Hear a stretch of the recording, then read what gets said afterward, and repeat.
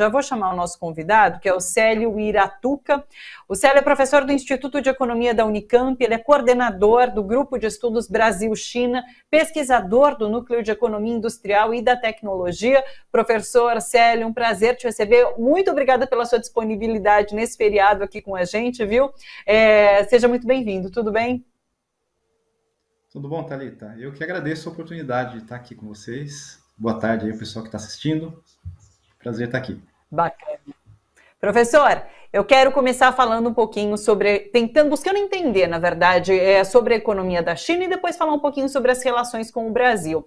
Sabe que eu fui dar uma pesquisada sobre a economia china e a gente joga assim no Google e aparecem vários portais da grande mídia repercutindo uma fala do presidente americano Joe Biden, que disse que a economia da China era uma bomba relógio, que estaria entrando num processo de decadência. E isso, assim, soou na grande mídia e foi ecoado pela grande mídia com muita força.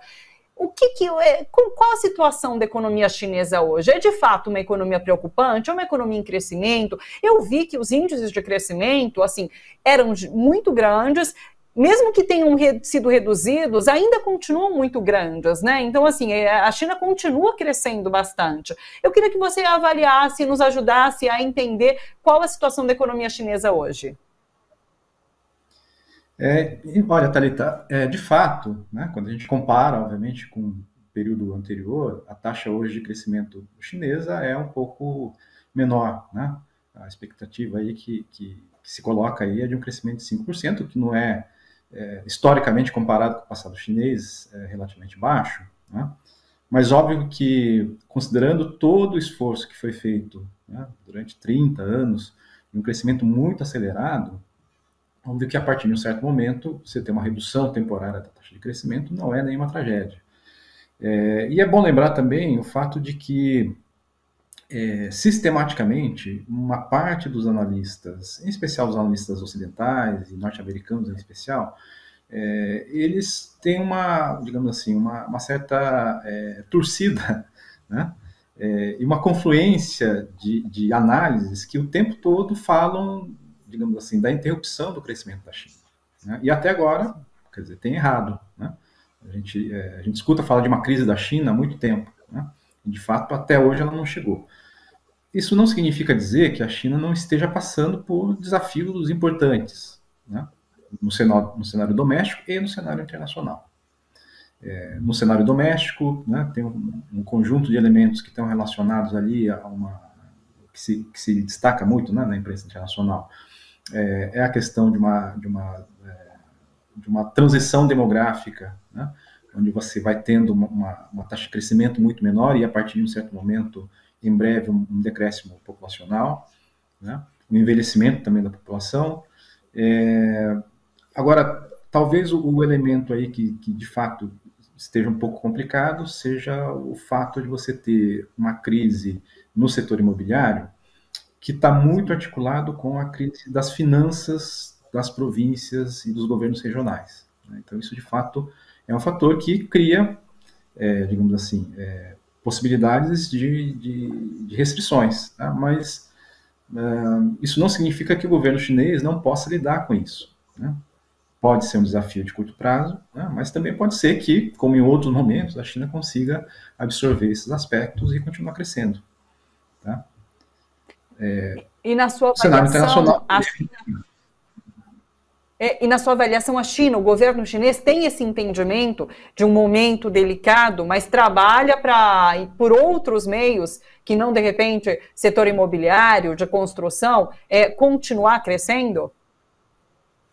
Olha, então, na verdade, quer dizer, a gente está assistindo já desde o pós-crise de 2008, né, uma tentativa da China de transitar, né, para um novo modelo de crescimento, né, menos intensivo em capital, né, menos intensivo em atividades da indústria pesada, poluidora, né, que estava muito associado a essa dimensão da infraestrutura, né, tentando incorporar elementos aí de uma economia mais desenvolvida tecnologicamente, mais intensiva em conhecimento, né. Então, isso se reforça a partir de 2013, 2014, e a China vem tentando fazer esse movimento. É que esse movimento, obviamente, não é, digamos assim, não é simples, né? Você aprender a ser um grande produtor industrial, né, criar um conjunto de empresas industriais relevantes, né, é um desafio grande, né, mas o próximo desafio da China, para ela continuar crescendo, aumentando salários, é continuar elevando a produtividade e incorporando atividades cada vez mais intensivas em conhecimento. Né? Então, é nessa transição que a China se encontra hoje. Né? E ao realizar essa transição, quer dizer, o setor imobiliário e o processo de urbanização, ele tem um peso muito relevante. Né? Ele puxou muito o crescimento da China durante todo esse período. Né? A China passou por um processo muito rápido de criação de infraestrutura urbana e de urbanização. Né?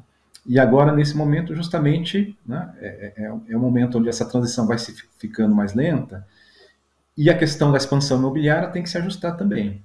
Né? Então, é nesse contrapé aí que a China está tentando se ajustar, reduzindo um pouco, né, o ritmo de crescimento da atividade imobiliária, da atividade de infraestrutura, e tentando combinar com outros segmentos, né, de alta tecnologia, por exemplo.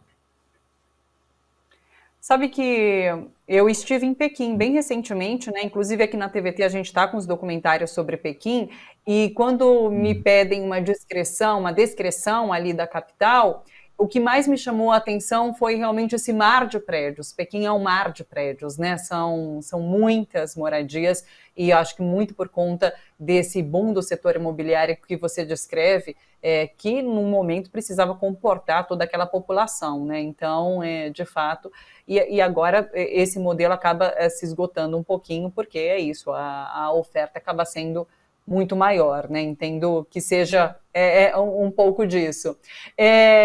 Queria conversar com você sobre a relação Brasil e China.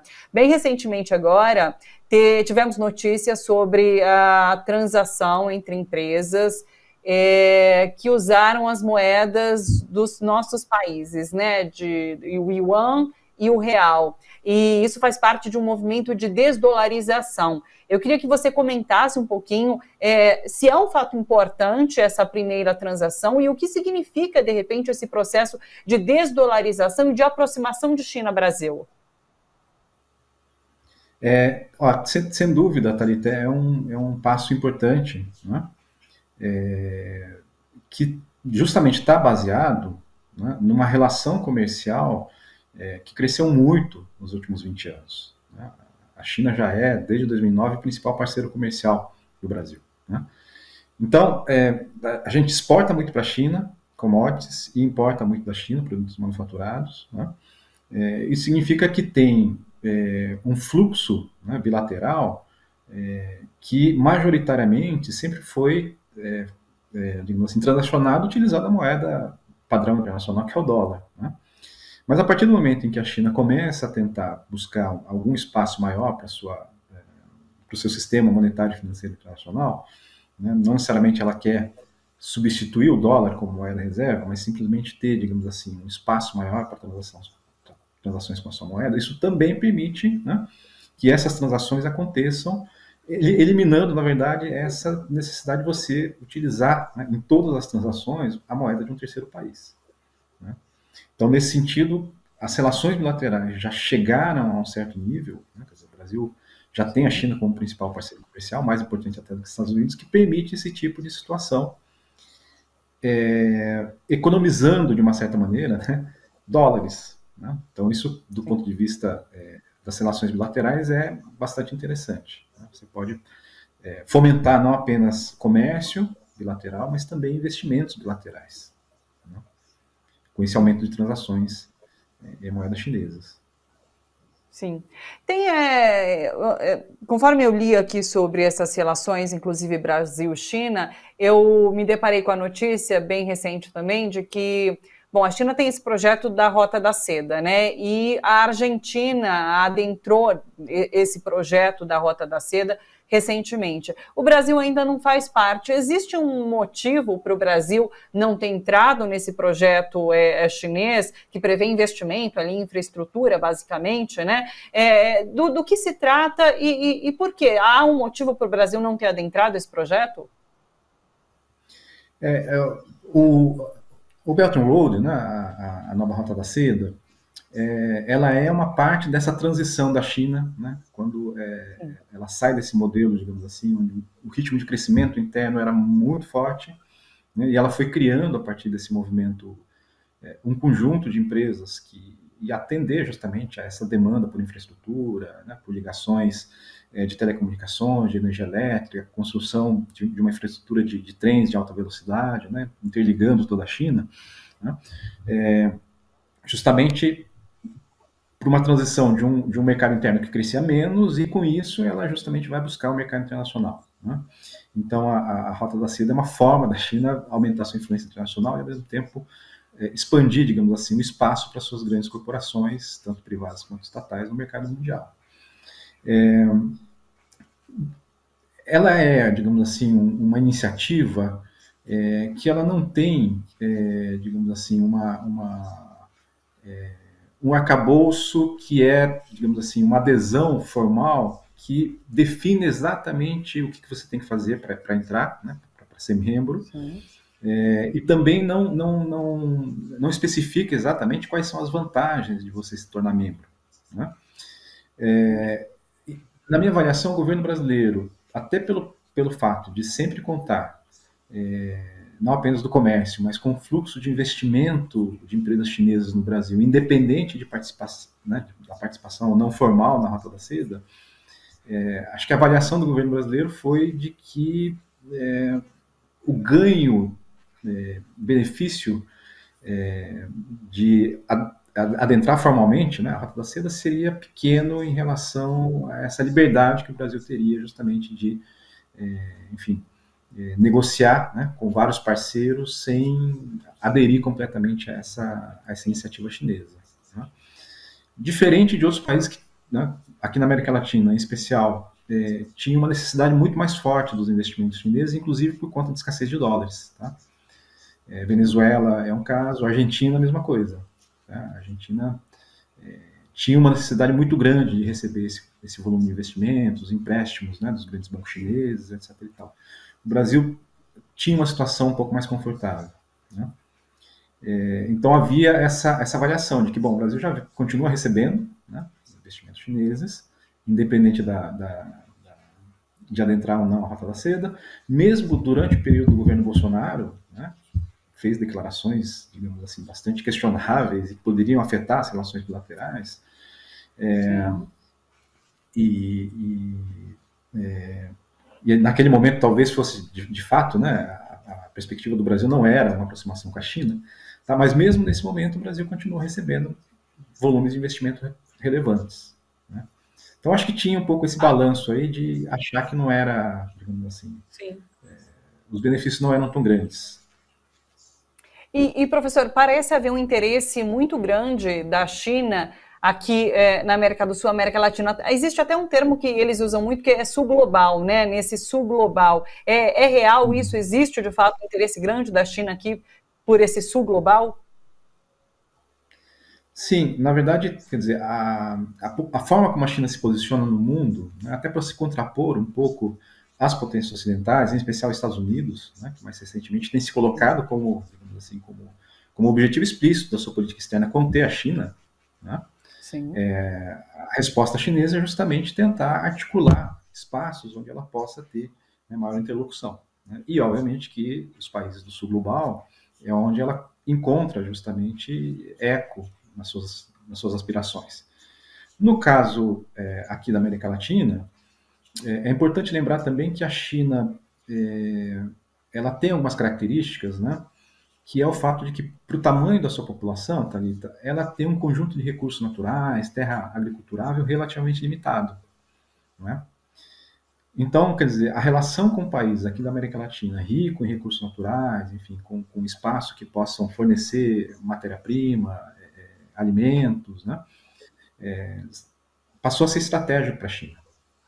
Em especial porque, justamente, voltando à questão da infraestrutura e da urbanização, né, Thalita, você imagina um país que precisou construir, né, e transferir, na verdade, da área rural para a área urbana, né, um volume, enfim, milhões e milhões de pessoas, centenas de milhões de pessoas, né, em pouco espaço de tempo, teve que construir uma infraestrutura que outros países levaram praticamente um século, né? Ou seja, primeiro você constrói as ferrovias, né? Depois você vai rodovia, né? Depois aeroportos, enfim. A China fez tudo isso ao mesmo tempo, num espaço muito curto de tempo, né? Então isso demandou uma quantidade enorme de petróleo, de cimento, de alumínio, de aço, portanto minério de ferro, né? E na medida em que a população vai migrando para a cidade, os hábitos alimentares também vai mudando e, né, passa a se consumir um pouco mais de proteína animal. Então isso integrou de maneira muito forte os países da América Latina, em especial aqueles exportadores de matéria-prima, né, o Brasil inclusive, né, com a economia chinesa. Né? Então é nesse sentido que a China vê a América Latina como um grande parceiro nesse sentido, certo? Mas é óbvio que quando ela vai também migrando para esse novo, digamos assim, nesse novo modelo, né, de mercado, onde grandes empresas de tecnologia também começam a aparecer, né, as big tech chinesas, né, elas começam a ver também a América Latina como um mercado para suas empresas. Né? Então, quer dizer... Perfeito. Continue. Complemente. A ideia é que, enfim, a América Latina vai continuar muito ligada à China por um longo período de tempo. Por um longo período de tempo. Bacana, é importante, acho que a gente entender melhor sobre essa relação justamente por isso. É uma relação que tende a aproximar e se manter por bastante tempo. Professor, agradeço demais sua disponibilidade aqui com a gente. Vamos fazer outros convites para que você volte para a gente continue conversando, porque acho que tem muita coisa para falar sobre a China e por conta da importância que o país toma na geopolítica, na economia mundial, acho que a gente tem muito, então, a aprender e a saber mais sobre China. Muito obrigada, professor. Um bom feriado para você e até uma próxima. Eu que agradeço, Thalita. Bom feriado. Até mais. Obrigada. Esse é o professor Célio Hiratuca, ele é professor do Instituto de Economia da Unicamp, coordenador do Grupo de Estudos Brasil-China, pesquisador do Núcleo de Economia Industrial e da Tecnologia.